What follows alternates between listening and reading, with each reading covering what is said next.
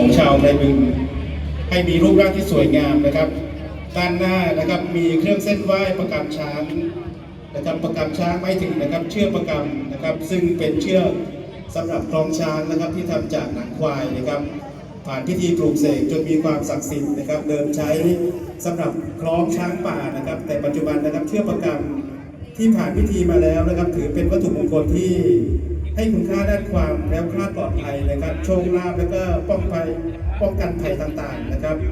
ด้านข้างนะครับงานดอกไม้จากสารหัตถกรรมนะครับของชุมชนตำบลไทยบึงนะครับผ้าไหมนะครับตะกร้าสารนะครับรวมถึงของฝากไก่เค็มไทยบึงนะครับ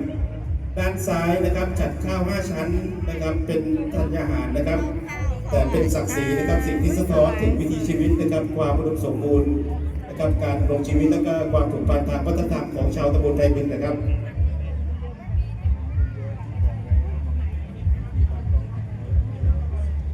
ในลำดับต่อไปก็จะได้เคลื่อน